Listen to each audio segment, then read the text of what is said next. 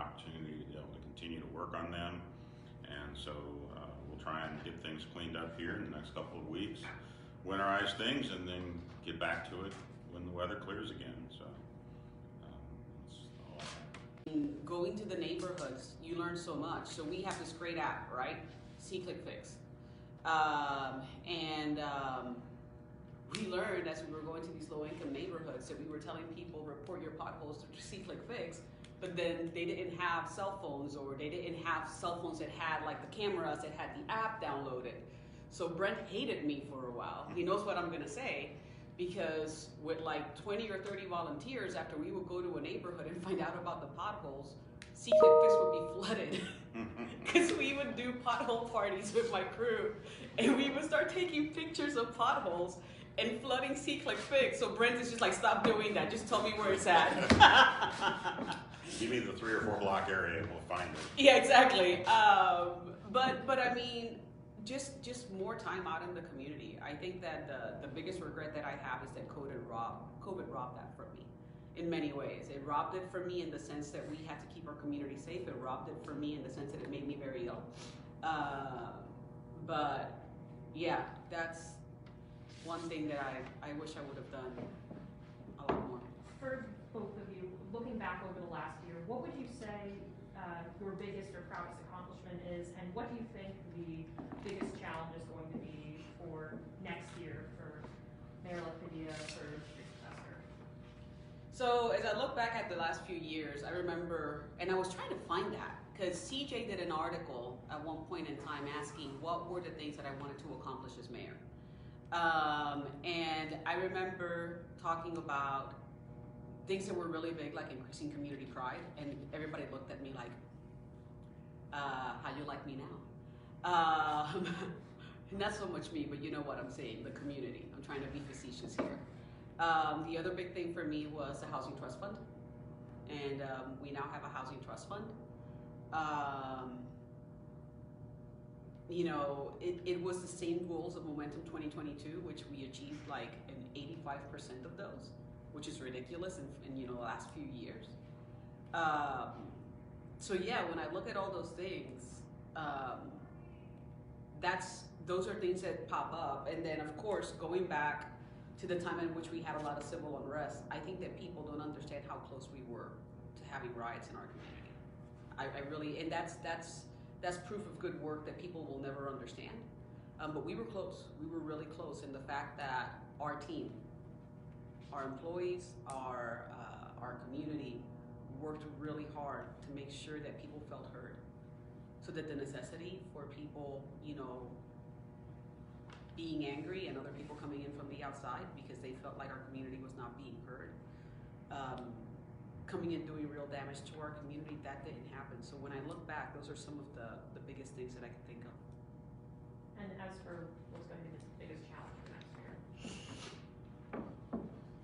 You know, I don't think that the next mayor is going to have, I wouldn't call it a big challenge. I think that any mayor that comes in is going to have to first understand their roles. Transitioning from a governing body member to mayor changes things a little bit, and that takes some time to learn that. The other thing that the mayor's gonna, you know, work through is we have not raised the mill levy in 6 years. 6 years, guys. As we look at the budget in the next, you know, few iterations, not because we are increasing things crazily, but because of the cost of living itself, we're gonna find that there's gonna be a lot of tightness in that budget. So that new mayor is gonna have to work with that council to figure out how that's gonna look, right? The new mayor is receiving a city, and I've said this before, that is in really good shape. They're gonna have to find another city manager, you know? We had the best, let's see who they find. So yeah, so I mean, so those are challenges that the new mayor's gonna have, but overall, the city's in a really good place. I think that the challenges that the new mayor's gonna have are more cultural adaptive and trying to get used to the new position and doing the big hire of the city manager while also dealing with the constraints in the budget. So you wanted to know your biggest accomplishment of the last year, what you think the biggest challenge is? Well, you know, I think my biggest accomplishment, I mentioned it to someone else the other day, I think really is helping to develop our relationships with other organizations and strengthen them. You know, the strengthening of the relationship with GTP, the city and GTP now are very interconnected, and we have been and have very good relationships. We, instead of informing us of a project that they're looking at when they're about done, it's done at the beginning, and we have good relationships so we can understand how we can be partners to be able to recruit business and industry to our community. And that goes to things that are happening in downtown. That goes to tourism issues with Visit Topeka and the Chamber of Commerce and how we work together. Saw that in how we work together to get docking building and KDHE lab established here in the community and how we pulled together for common goals. So I think that, and then you throw in some relationship building with the neighborhoods, with the county. You know, unfortunately, you can't meet everyone's requests as to how they would like to see things done, but I think we've come a long way. I mean, I think for challenges, I would put on for the governing body is figuring out how to spend the ARPA money in order to make the biggest improvements to our community for the long haul.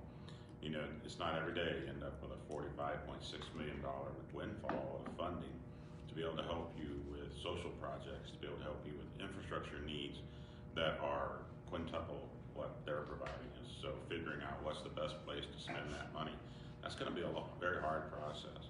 The mayor already mentioned the budget. That is something that is out there for us. I think we've been lucky. The sales tax rates, our collections are above what we expected. We're ending this year with a $3.5 million surplus. That surplus has come from good management, but also another issue that we're dealing with is hiring individuals to work for the city. We have engineering positions that have been open for over 3 years, and it's just hard to recruit. We're having to look at some hard choices coming in the future of making sure that our salaries are comparable to other communities and to the private industry to make sure that we can be competitive against those folks when it comes to hiring and make some good hires so that we have the staffing that we need. She mentioned the city manager search. That's a long process, and hopefully it'll go smoothly, and then that will happen. I think the other thing that's going to be a landscape changing thing for our city that we're super excited about that happens in 3 years is the Pulpitsy Viaduct. That project has been wanted for 20 years more, and it's been known that it needs to happen, and it's going to change the landscape of downtown. And so excited about that, to see that come back and see that project completed and all the other work that's going to go on in the side streets as we get ready for that project. In a time of national advocacy for police reform, what kind of statement does it make to have 2 former police officers coming in as the mayor and the interim manager? Well, I think what I look at that, my comments would be is that I think it says less about being police officers, and yet a lot, in that most of the time those police officers are leaders. They know how to lead people, how to motivate people, how to get people to do what are difficult jobs in difficult environments and bring their people home safely and to find solutions to problems in the neighborhood. And I think that you'll see them take that skill that they have, that they developed when they were police officers working as beat and then working as police officers in management. They'll bring those skills to the job, and I think that it'll suit them well as they go forward. And the other thing that I would like to remind the community is the fact that these individuals are not making changes unilaterally with regards to the police department policies. If you notice, all of those issues have come back to the governing body. So I don't think that Mike being a police officer is what got him elected mayor. I think that what got Mike elected mayor is that he's a really nice dude that went door knocking really hard and has been working for this community as a servant for many, many, many years. So, you know, I don't think that people had that in mind when Mike was elected. That was not part of his platform, you know, per se.